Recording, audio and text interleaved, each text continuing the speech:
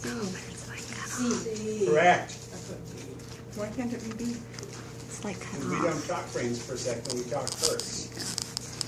9. B. There you go. 9. What? B. 9 is B. As the number of pulses per scan line increase, the frame rate will increase. B. The line increase, the line, scan B. line increase, the frame rate decrease. It decreases, so it's B. B. False. 9. Correct. 10. C. C. Correct.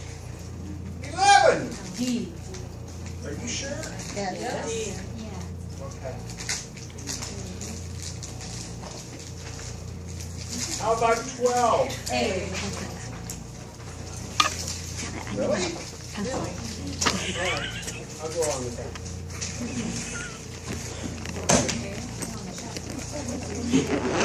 Get one pencil. It's Monday. I told you I was going to post it Monday. I posted it Monday.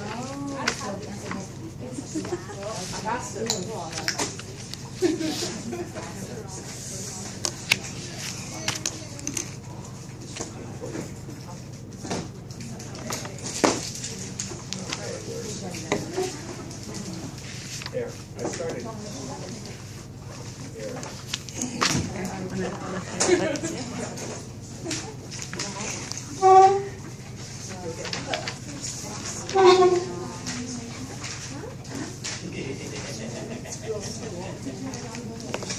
All right.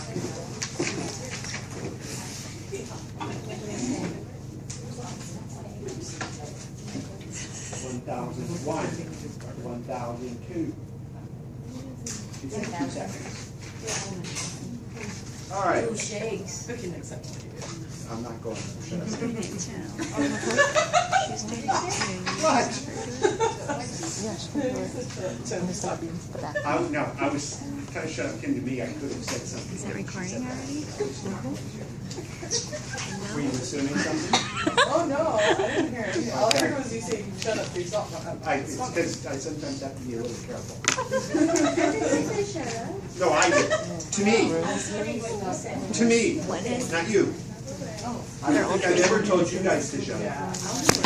There's an abdomen and a kidney on that No. one. So I think she can hold her own. And that one is what, the IVC? Look, we know what Just his the look. pictures She's are. got the look down. Okay. We already talked a little bit about the switch, right? No. We haven't? No. This is our last slide. Digital beam formers. So we didn't talk about that one. We didn't talk about that one. We didn't talk about that We one. talked about that, yes. Yes, of course we did. Okay. That's the last one. Okay, so I added a few. Are they online now? I don't know. Can we get them so we can study from Yes. them, please? How? You get a jump drive, I'll give it to you today.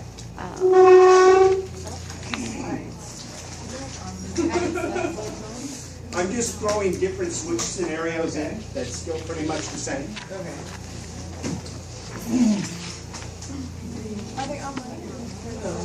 No, they're not online. If she just downloaded it and that isn't, then the answer is no. Yeah, this was from last week. You're right. You can correct it. It's to you. Is your name on this? Will you be able to recognize the influence? Okay. Wait, do I have one? You don't have any new What, what's slides this there? here? No. Tim, Yes. is this on a Blackboard notes? No. Is it? No. This is what I mean about being quiet. But if Because it's not, I've answered that question twice now.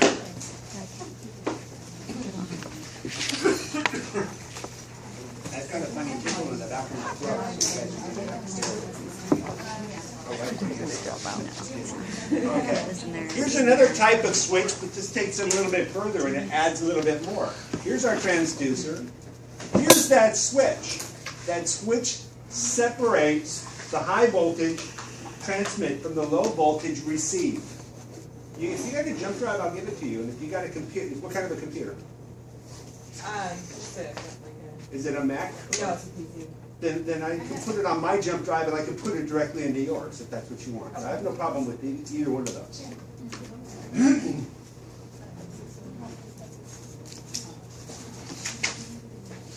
So that's what we're doing. Now, mind you, when we have the system, it goes through the beamformer, goes through the pulsar, and then it goes to the switch. When it hits the switch, it opens just this, allows that pulse to be sent out, or the group of pulses to be sent out. Then the switch switches over to the very sensitive received frequencies. And it's a very sensitive because the stuff that comes back has a very low amplitude, not a lot of energy that comes back. So it needs to be sensitive to those low-level waves that come back. That's the biggest job the switch does.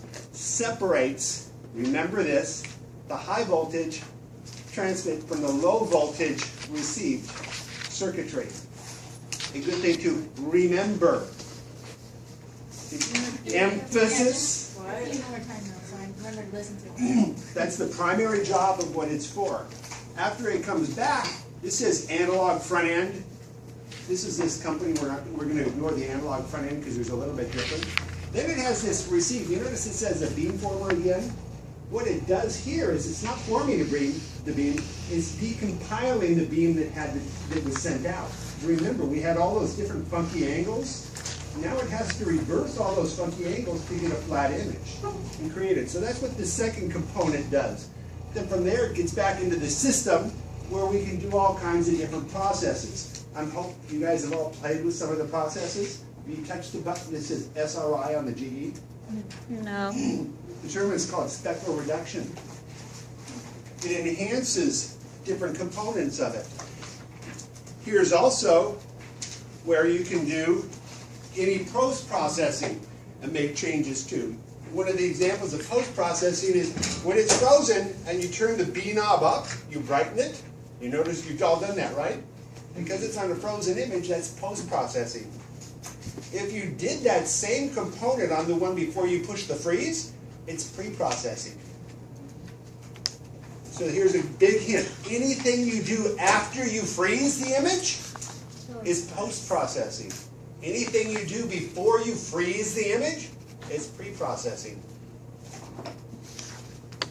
Anything you do after you freeze it in post-processing, you can revert back to the original component. So you said once you freeze it, you change it, you can go back to the original? If you freeze it and you make changes in post-processing, you can revert back to all those different components, back to the original signal that came back. An example, I'm post-processing. On this machine, I'm allowed to post-process and edge enhance. But I can go back, I can up or raise or lower my edge enhancement. Or if I don't like it, I can go back to it. Is there another term for post-processing, or is that? Post-processing. That's it. Yeah. It's even right in the book. Okay. It says post-processing in your text. After it gets done with all of those components, and sometimes at the same time, where does it go? It displays. Yes?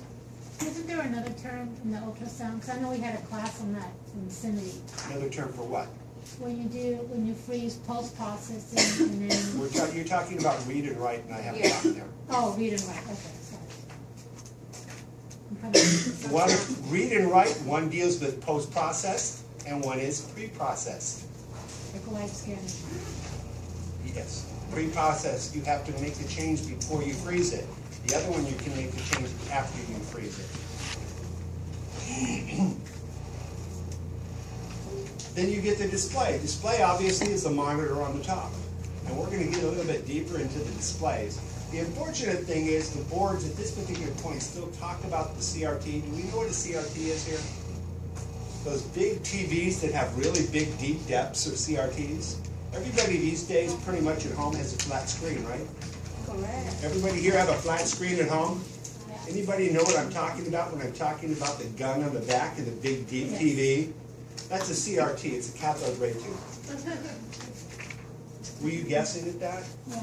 Yes, it's called a cathode ray tube. So you'll have to understand a little bit about the cathode ray tubes because it's on your boards. I'm not going to get extremely deep into it like I've had to in the past. Now we're going to get digital beamformer. Digital beamformers have advantages. It requires requires only software to make any type of changes. It's stable.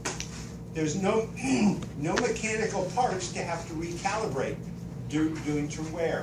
If it's if it's analog, you would have to worry about age, recalibrating it on a regular basis, and so forth. With the digital one, you don't have to recalibrate it over time. And you've kind of seen this picture before. We're using this as in the system. It's really not here. It's a little back further into it. The beamformer is the one that actually creates this type of an environment for focusing. So what, if I'm doing this, what kind of a transducer is that? A single crystal or a multi-crystal array? How many people say single crystal?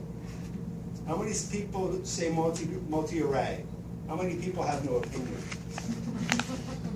Anytime you have multiple signals going to it, it has to be an array transducer. It can't be a single crystal. So even though this looks like those other ones in the book of a single crystal, because you've got all these different pulses going to it, it has to be a multi-element array or a sequential array transducer. If I vary the voltage spikes here, what am I fixing?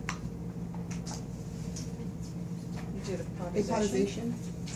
The term is called apodization, but what am I trying to, what? Go to artifacts, What kind of artifacts? not the side ones, the other ones. The grading. Of artifacts, yes. Wide lobe. This is just going to show you what happens to it. The beamformer sends it, it focuses spikes, then it puts it into a temporary process. In here is where pre-processing would be done before you get to it. Here is a temporary hold. This is now our frozen image. We can make some subtle changes on the frozen image and then send it to it, but if we make changes, what is it called? Post-processing. And then we get the resultant image here. This is an example. Well, it's not the exact one that's over here. This is a common carotid artery. This is the internal carotid, and that's the external carotid. How do I know? The carotid bulb is associated with the internal. When you're actually scanning, the only one that has a branch off of it, if you see a branch, is the external, because the internal carotid artery won't have branches until it gets inside the brain. Okay. When you get into this, you also have a delay and sum beamform process. What that sum does is, remember we've got all those multiple angles that we can potentially do with crossbeam that GE has, or X-res that Philips does. The machine wants to put all those together, so you have to sum all those beams in. What else does it have to do? You have multiple focuses, and you've got to add all those. And remember the other term, the dynamic frequency, dynamic receive aperture. It's got 3 different pulses. It also has to sum all those in together. That's what the job of the summer in the system is, to merge all of those things together and make it one visible image. So you're saying that it takes each individual beam and to create it as Each one of the lines of sight that we sent down here, each one of the beams, all the different focus zones, and if it's a multiple angle, all those, and it sums all of those components into one higher quality spatial resolution frame. That's the job of the summer. It also changes the delays, and that's the dynamic frequency dynamic frequency focusing. So it allows you to look at the different ends. So how long of a delay is it? It's built in going into the summer that creates the quality image at the back end. We just kind of talked about this. This is just repeating about 100 times. This is just how fast these things can go through. I got that from somebody else, so I added it. I kind of like the idea of showing you the lines of sight, how it's created and put here before it gets off over into here, kind of gives you a visual understanding of where it goes. And by the time it gets from point A down here to point B, that's one frame. Then it goes back and starts all over again. And if it's a single line of sight, if you have multiple angles, it's going to do the other angles, and it's going to put those together before you actually create it all. Let's move on. So here's another switch. It both transmits and receives signals passed through the switch. This is right out of your book. So we transmit the image, it sends it out. The transmitted signal has high voltage. The switch allows the high voltage to pass through, but it insulates the very sensitive receive components. So when it gets sent out, the switch is going from the transmit. When it's coming back and listening, which is how long of a time does it listen? Like 99% of the time, right? It's listening. So most of the time the switch is over here just listening for the receive. And it's isolating it from this high voltage area so that it doesn't damage. Here's what it does. It prevents the high voltage transmitted signal from interfering from the very low receive signals and or blowing out the circuitry on it because it's extremely sensitive. We just talked about how it sends it from there, directs the receive to the processing. This is just another way of looking at it, and only I divided it. Here's our transmit and receive switch. I'm transmitting. I've got pulsar delays. It's getting sent out. It's now transmitting down to the transducer. Now I want to receive it. It's going to come back, turn this one off, so this circuit is isolated, and it's going to go from the transducer through the switch to the amplifiers. And we'll talk about the amplifiers more in a little bit. Because we have to do something to it, right? You've all played with TGC? That's a form of amplification of your return signals. Because what happens with our normal signal as it goes through the body? Speak up. It diminishes. It diminishes, that's correct. So we lose the amount of energy. Every time it interacts, we lose a little bit more, we lose a little bit more. So we have to tell the machine to amplify the signal coming back so we get a nice, even, smooth picture across the entire screen, right? Here, I need to move this up, I can see it. So the switch is essentially a director. Correct. It either directs the image, the pulses to go to the transducer, or it directs the receive to come back in and go up to the amplification process for creation of our image. It's kind of like that traffic signal. You know, who gets to go first? Right. Only it doesn't have the waving lines. It's going in the directions that you see on TV. Okay. We already talked about channels, single crystal elements, receiver. Okay.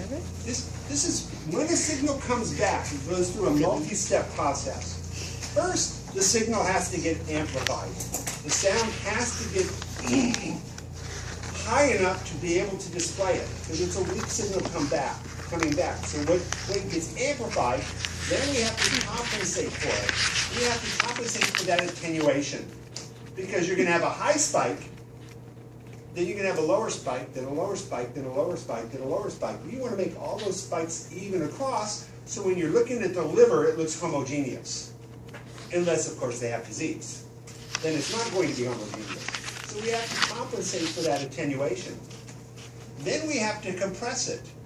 We're going to get more into each one of these things. The compression, our eyes can only see so many grayscales. So many levels, period. When it comes into it, it's hundreds of shades of gray. That's way the heck too much for us to be able to see. We can't delineate all those different shades.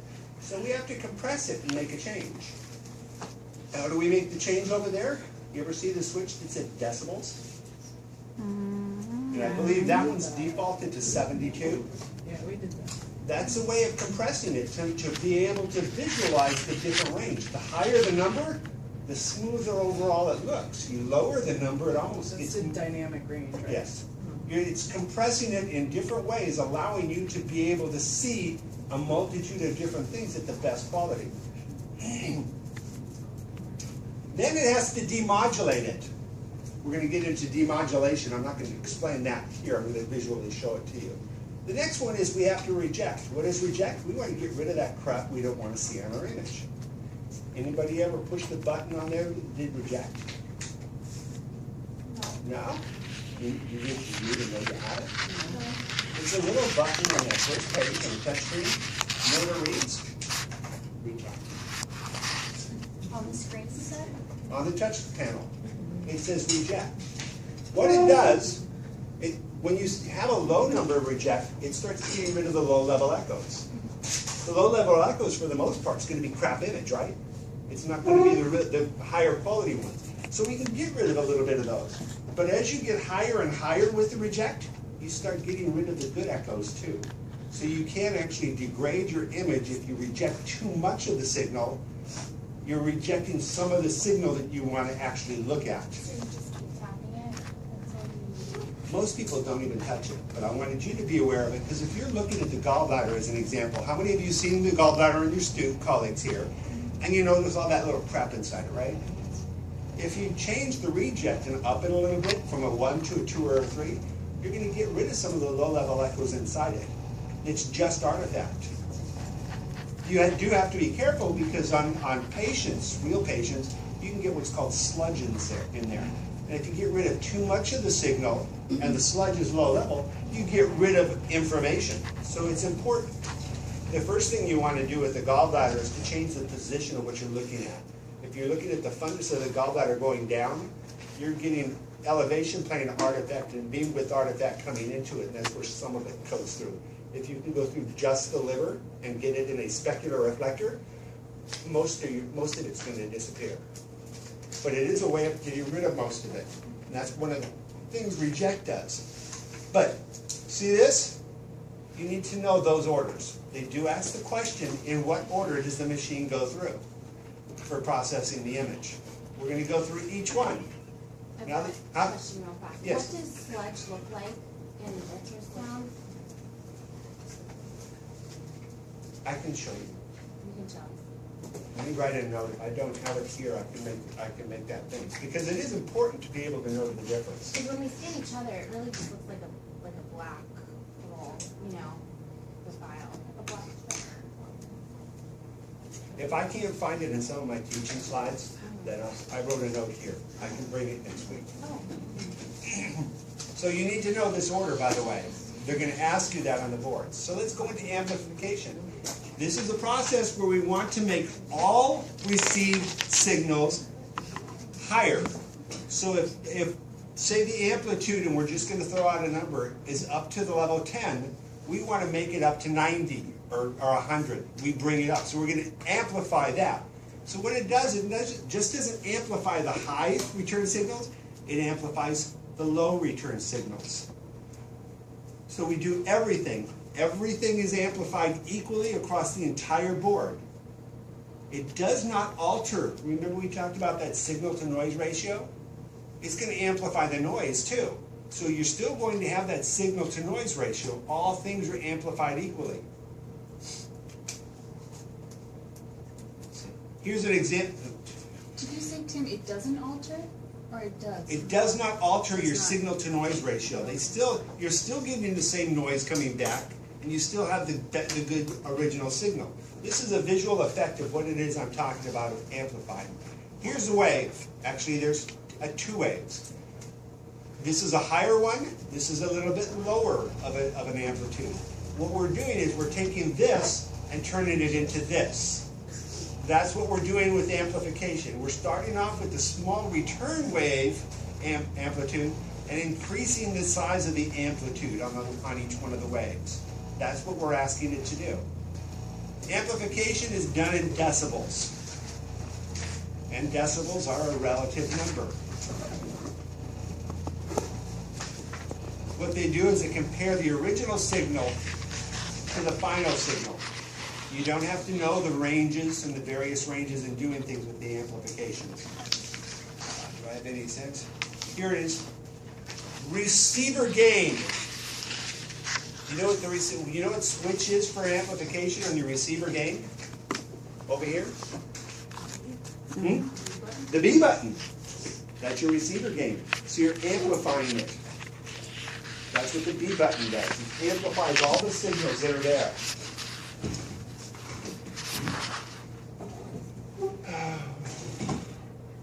Preamplification is a process that they're improving the signal before it gets to the machine itself.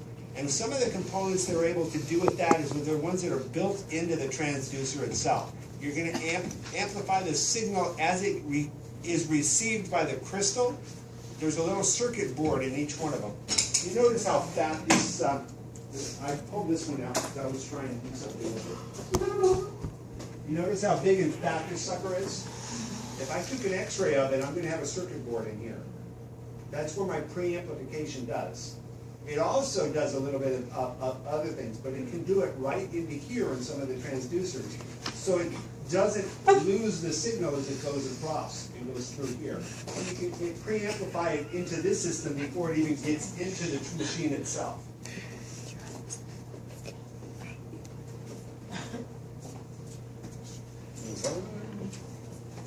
Okay, here's an example. I have a cutaway of it. See the photo here?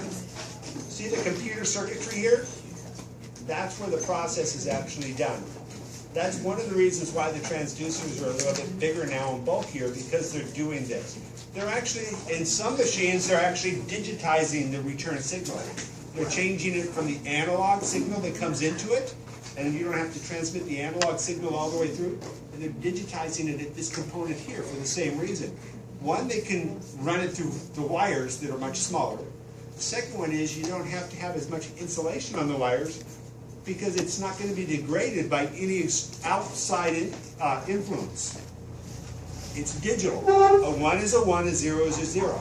How many people here used to have antenna TV? I'll use still this as an do. example. How many of you had antenna TV before it went digital? Wait, the bunny ears? That works too, yes. Before it went And I digital. still do. You kind of had problems with it at times, right? Now you got a digital TV. Sure has changed it, hasn't it? Why? And the rabbit ears, or the antenna that's not digital, the signal is sent from Mount Wilson. Everything in the environment affects that signal that comes to us because it's an analog waveform. Once they digitize it and they send it to us, it's 1s and 0s. That's why your TV reception is so much better. That's why you had that little box that converts the digital signal for your TV. That's why your image quality is so much better, because it's digitized. You don't lose all those problems. That's why they're putting the digitizing things in the transducer head. You don't lose your signals, making better quality image in the outcome. So all the preamp happens in the transducer. Not 100%, but more of it.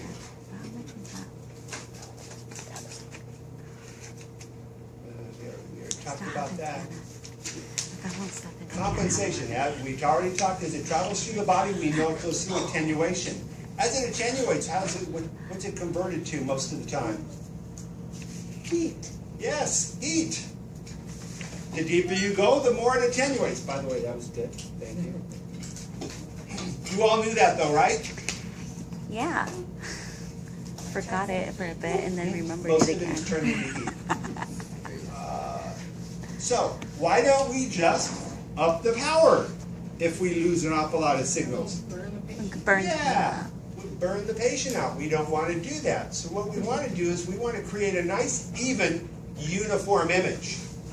Years ago, in the dawn of time when I first started, the machines, you had to set the curve. Those multiple pods on the side, you know what I'm talking about with the slide pods on the side of your machines? You used to have to set that to compensate. So you had to start off low and then work it high. You don't have to do it most of the time now because the machine says, hey, we know it goes through X amount of attenuation based on a certain depth. So it already is automatically compensating for it. So usually you don't have to move it very much. By the way, when you move your slide pods, do you use one at a time? No. How do you do it? 2 or 3. This is a really good way of dealing with it. You can kind of move it up and down and kind of make it slide curve. If you do this, then you've got, yes. If you move the slide pods, you can move a group of them at one time. But if you do this, it's an iffy. You have more control back and forth as you're moving it back and forth. That's just how I do it. This one, you may move too far, move too much. You can kind of move it back and forth real easy versus move it this side, go over to this side, go back to this side. It's a double-edged sword. But before the machines compensated, you had to create the entire curve. When I first started, my radiologist told me I should make a template for an abdomen so that I did this to every single patient with that same curve. I bet you've all already learned that you can't really use exactly the same technique on every single person here, can you? Every single person is different. Some of us are a little fluffier than others. Some of our livers are dense. Some of them are not. There's a large variety, so it can't. I promptly ignored that position, by the way. Okay, continued. Amplifications in decibels, we already talked about that. Depends on the original signal when it comes back. The higher the higher the reflection, the less the amplification you need to. So if you've got nice, good, strong specular reflectors, you don't have to amplify it nearly as much. Common terms used. Here's things you have to remember. Know these terms. Time gain compensation, or TGC, depth gain compensation, or distance gain compensation. Another one is sweep gain. I have never personally heard sweep gain. It's in the book, so I threw it there. Why do you think time and depth can be used?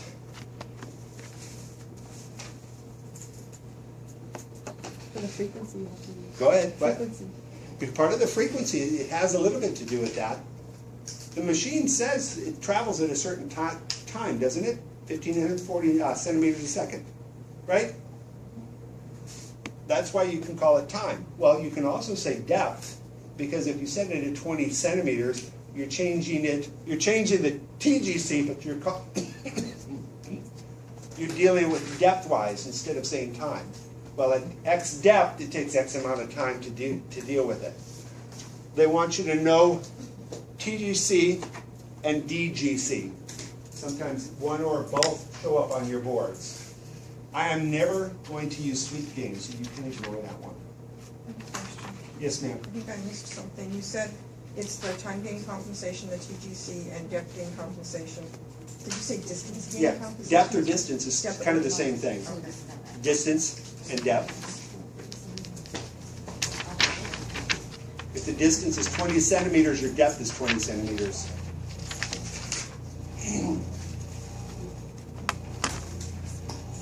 So key, remember those terms. Intent.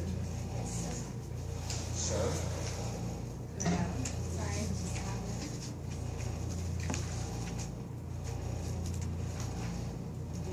Okay, here's another visualization on compensation. Here's 5 different reflectors at multiple different depths. Here's our original signal without compensating.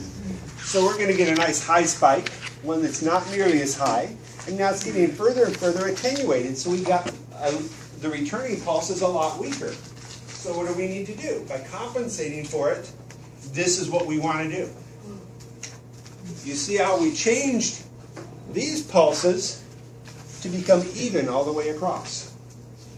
This is the effect of what it is we're looking at with time gain compensation, or distance or depth gain compensation. We're evening out all of those, providing it's an even structure. We're talking normal structures, a normal liver, not one that's diseased, because you do not want to even out a diseased liver. If it's a fatty liver, you don't want to even out the fatty liver and miss that entirely. You want to be able to see it. That's something you'll learn in clinical. Here's what we used to have, and they still show it up. This is your amplification. I can change this up or down. I'm amplifying the near field a little bit. So here's the near gain, and I'm amplifying it.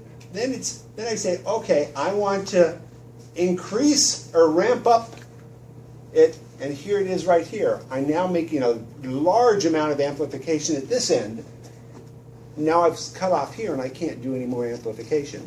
So here is zero depth, and here's 20 centimeters in depth as an example. That's what it is doing. And I changed it a little bit, and we turned it to where you might understand it some. I switched it this way.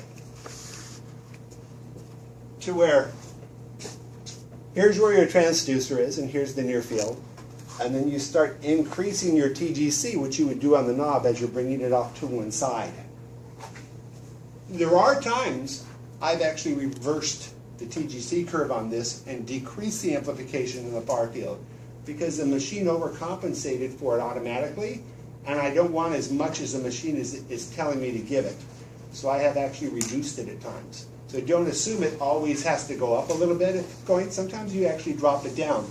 But they want you to understand this in dealing with it. And that's actually how we used to have to make our slope, because the machine didn't automatically make that little bit of compensation.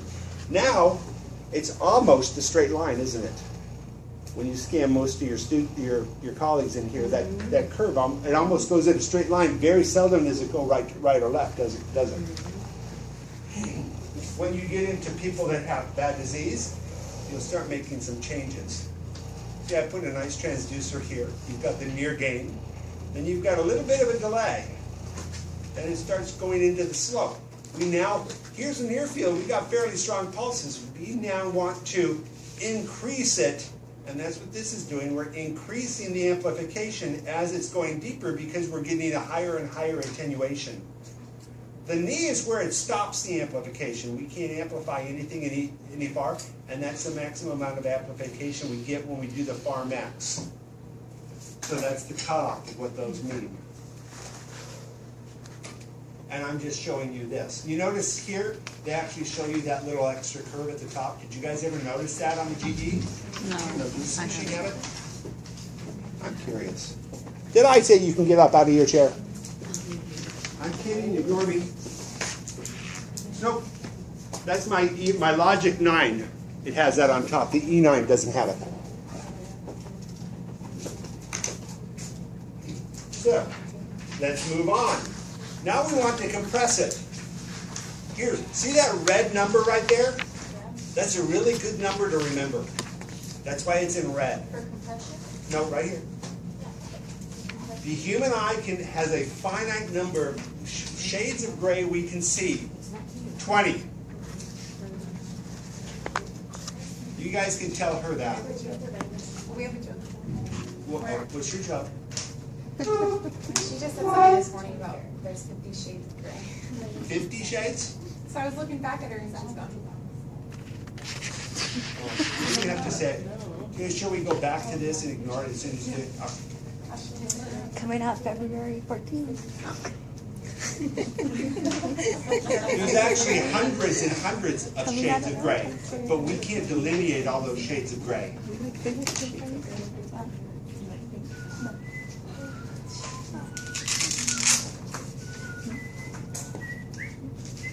Can you go back one slide? Is that you or your phone? What is compression? Yes, dear. Can you go back one? That? No, to the 20. I'm just going to wait till you came out.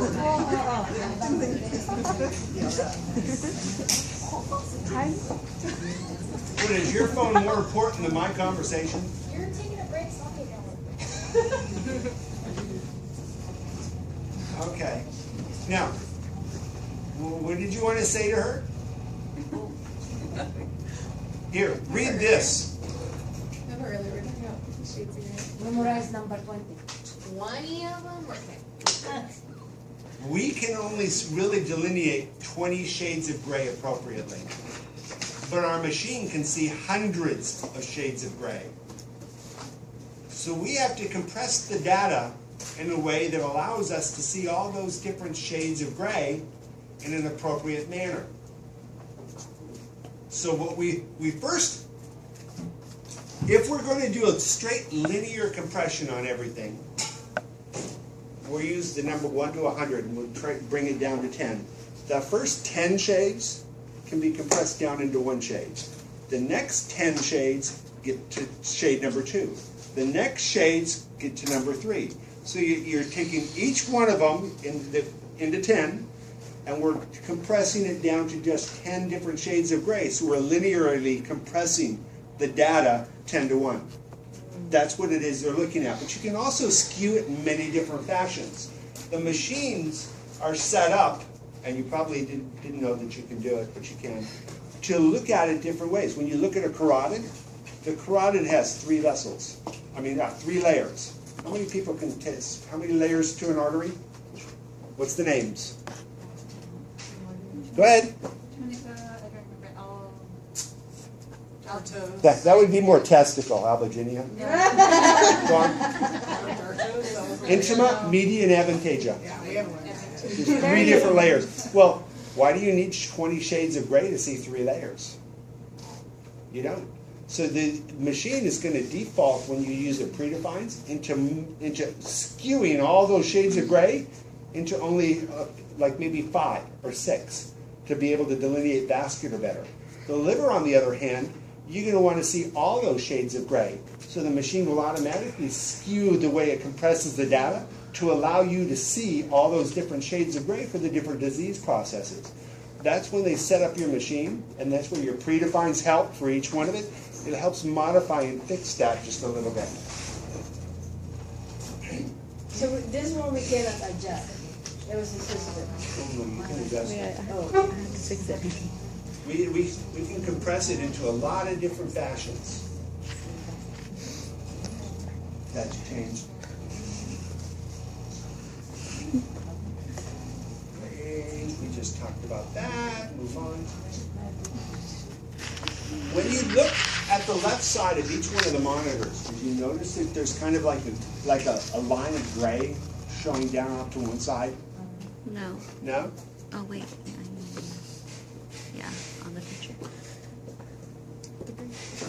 Oh, wait a oh, minute. this one. See this right here? Yeah. That's your grayscale mapping for this structure. You notice how you have variations in the shades of gray that you're looking at? If you look at the ones back there, it has the same things. That's the grayscale mapping. That should have a different one if it's just set up for vascular, but that's an aorta. Boy, somebody's really skinny. You can see all the intervertebral disc space on it.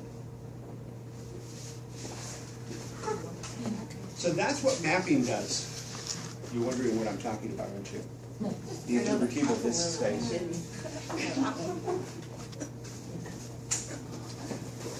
See these little lines right here? That, and that. That's the intervertebral disc space. If you get it at the right angle, you can actually look all the way through it and see the spinal canal. But you have to get it at 90 degrees parallel to it to be able to see through it.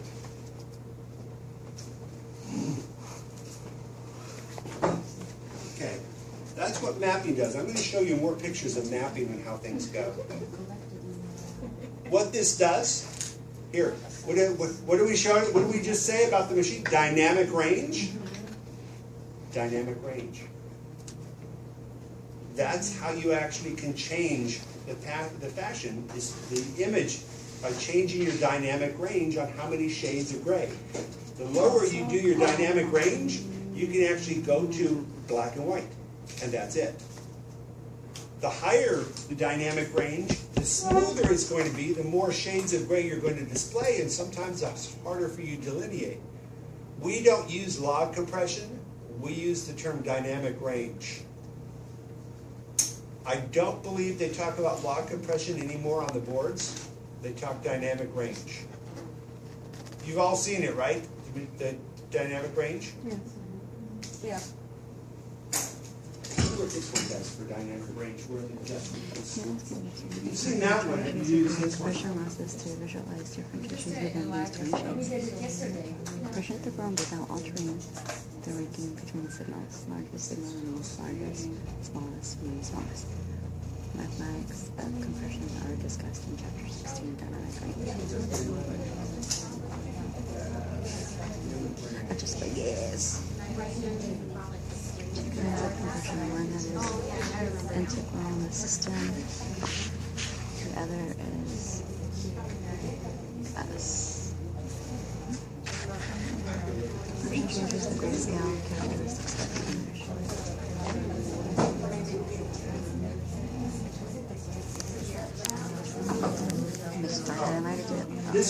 This one here calls it compress. And it's on the switch on the right side. If you go up or down, it'll compress. And if I'm going to leave it on. You guys can turn it. Just watch the way the shades of gray goes as I compress the data. You can actually see it moving up and down as I do the different shades of gray. And on this one, it's called compression. Compress. It's dynamic Over there, it's called dynamic range. They both are doing exactly the same thing, but the different manufacturers are calling it different things. You are compressing it, but you're changing your dynamic range also. So it's still the same thing, just another word for it with the manufacturer.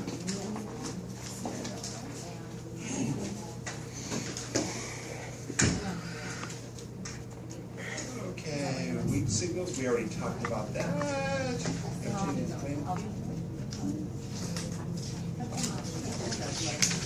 If you do a linear compression to where it's a 10-to-1 or a 5-to-1, you're doing a compression overall. What you can do is you can skew your compression. You can decide to say, the first 5 I want to do a 1-to-1, the first 5 shades of gray I want to do 1-to-1, so they're both exactly the same. The next 6 I want to do all into 1. So you can modify how those things are lined up. Instead of a straight linear, you can make the first 5 go 1-to-1, the next 5 go into the number 6, the next 10 go into the number 7. So you can alter and change low-level or high-level echoes to skew it differently on your monitor to give you the best quality for what it is you're looking for. You don't do this, the machine does it just by pushing certain things and it'll automatically set it up for you.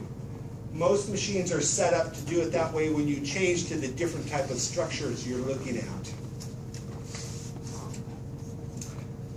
Now, we're going to get into demodulation. Here, that big thing down at the bottom. We cannot control demodulation, but it's extremely important. So far, we've talked about a sine wave, right? To where you have above the baseline and down below the baseline, right? So the answer is yes? Yes. The problem is, for a video signal, you want everything above the baseline. You don't want anything down below the baseline because it's not going to show up in the video. So you need to convert anything that goes below that baseline. Which axis is that? The x-axis. Anything that goes below the x-axis to above the axis. It's a process of what's called demodulation. What's a CRT? Cathode ray tube. It's the old TVs. The old monitors that used to be like this deep. It was an electronic gun that went through. Didn't even know that. You will, because it's on your boards. A little bit of it. Do we have to know what CRT means? I'm not sure if they use it as an acronym, CRT or cathode ray tube. I'm not sure. Cathode. Cathode ray tube. Cathode. Ray tube. Cathode, like CATHOD. E. Correct. Ray. What demodulation does, it goes through a process of rectification. It takes these bottom 2 spikes and flips them on end and puts them up above, like that over there. That's the only way we can actually see the video signal, is anything above the baseline. Otherwise, we don't see it. So the machine has to go through a rectification process of changing any negative voltage to a positive voltage. And it's called rectification. You rectify it. The next thing they have to do is a process called enveloping. You see all those waveforms now above there? Well, we need to see, for a video signal, for me to be able to see it on this monitor, which is a video signal, it only can see a straight line. These pulses don't work well. It wants to see one straight line going across. So they envelope all these things and create one straight line by doing it across the top. Now, if you had pulses that were above and below, kind of like wavy like this, that line wouldn't be straight. It would be a little bit up and down, but it would still be a single line when you go through enveloping. And this is a process that's going through. You rectify it, you smooth it out, change the edges, you try to make all of it in a nice, smooth, even area. And the last thing, you want to get rid of all the lumps and bumps out of here, so you envelope it. And now you're going to have one smooth line going across the top. This happens in all ultrasound. Yes, it's how you get the video signal on your screen. If you don't do this, you can't see it. So all the waveforms and all the pulses we learned gets changed by this. Gets changed to this to go to the monitor.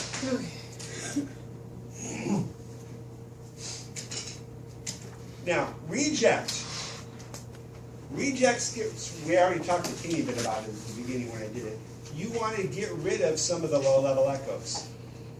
The higher the reject button, and this is just for grayscale imaging, if things change when you get into Doppler, you can reject also with the spectrum on the Doppler and lose part of the signals. You want a nice quality image without the detraction of any of the weak low-level echoes. So a high reject can get rid of those low-level echoes. Just be careful you don't use too much and get rid of the good echoes.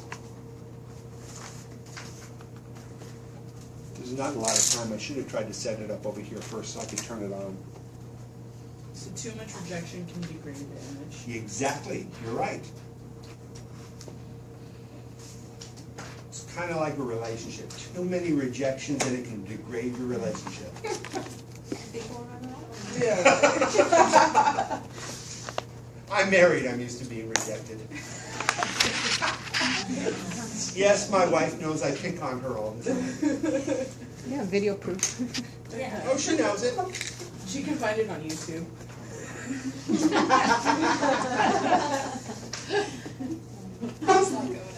No, I don't care. She knows. I had a colleague, I used to talk when my kids were born, they asked me if I changed diapers. I looked at him with the straightest of face, he says, I'm a man. That's woman's right.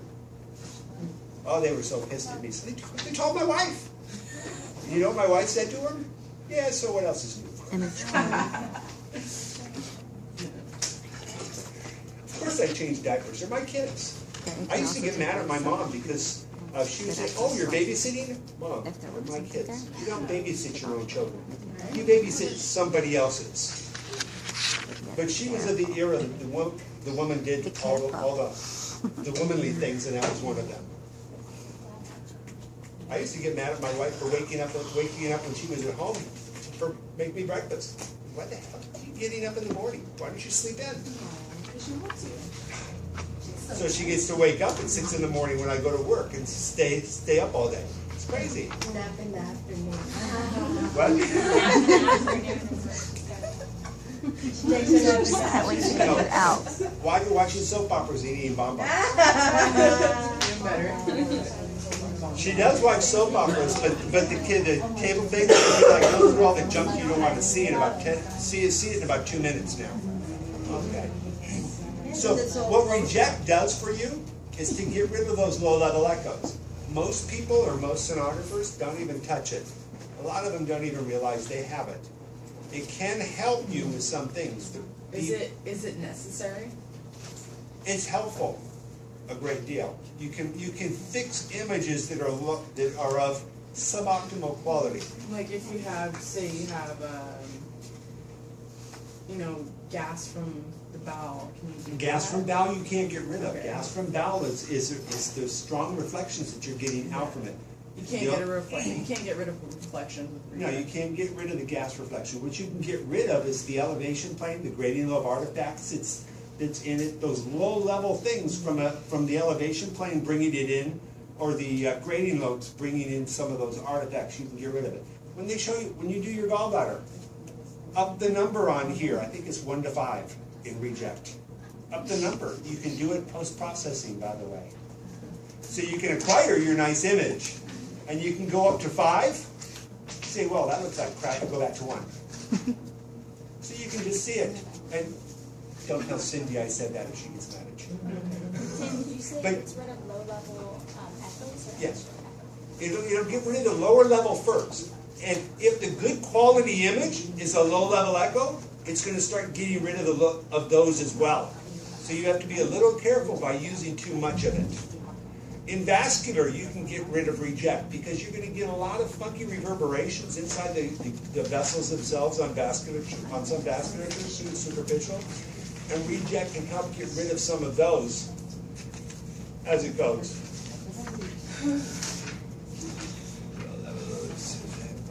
Image. Too much, we just kind of talked about all these things.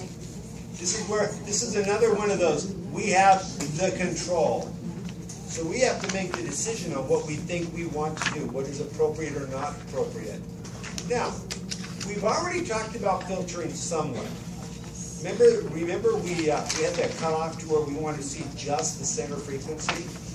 That's what bandpass filtering does. What bandpass filtering does, remember that one nice bell-shaped curve, which is your wave of the high level and low level frequencies in it?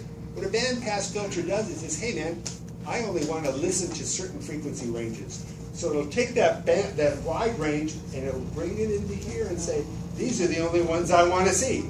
So it's only going to listen to a portion of it. Any frequency higher than that, it ignores. Any frequency lower, it ignores. That's what bandpass filtering does. It gets rid of the higher and lower frequencies and just listens to those center frequencies. It rejects frequencies. It rejects frequencies outside of what it is you have set your filter for. I'm sorry? You said it gets rid of the high and low frequencies and just. Yeah. If your if your spectrum wave is this far with, say, this is 5 megahertz and this is 2 megahertz, and you want to listen to 3.5, you can bring both ends in like this and cut off the highs and the lows and just listen to those center frequencies. That's what bandpass filtering does. So it rejects frequency outside of what you have set your, what was, I missed the word. Set filters. What you set your filters for. Okay, thank you. It rejects any frequencies outside those that have been selected. What that does, if you want to think about it, and some of the dynamic frequency tuning deals with frequencies transmitted. Now we're sending and receiving a wide range of sound waves, right? Usually it's got that bell-shaped curve, it's relatively wide, but it's going to listen to the higher end potentially for the deeper frequencies that go penetrate deeper.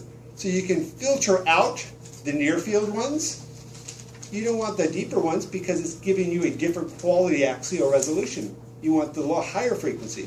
As it goes deeper, it's now going to skew those filters over to the lower frequencies. Just listen to those for the ones that are deeper because you're able to penetrate better with it. So you can also not just bring it in evenly, you can move it one direction or another at the different depths. That's part of what dynamic frequency tuning does as well. It will also work with varying the frequencies in the bandpass as it goes to the different depths. Why do you have a receiver on some of these slides? I don't know. Okay. Just making sure. The receiver is technically, a bandpass filter is in the receive frequencies. Okay, that's it. Here's just a visual component of it. This is the actual frequency that we're going across that bell-shaped curve, and all we're doing is the bandpass is filtering out the above and below it, and just listening to the center ones. So we want to create a fit signal. Now, the reject, and here's a good example of the reject. You saw on that past one, it had the curve down here, right? Well, reject will now say, hey man, you set it so high, I don't want to listen to any of this crap. So it's going to cut off anything that's down here, which is the low level frequencies. The higher the amplitude, the higher the frequencies, right? Here's the low level noise artifacts. It cuts it off. And that's essentially what you're doing with the reject. You're moving this into different levels to get rid of some of that. So you're cutting that off. So if you have it set up here, you're cutting off a lot of good signal. So basically, you're forming a baseline, like a. You're changing your baseline of the received frequencies that you're going to hear. So everything is at the same level, or. If your low level echoes, the artifacts are going to be down in here. Right. The reject moves that baseline and cuts it off. If you move that baseline too high, it's not just going to cut off those low level echoes, it's going to cut off the good echoes that are coming back as well. Does that make a little bit more sense when you visualize it like that with the frequency cutoff? Yeah. Okay, here's a one-stop shop of all the things that we just talked about almost.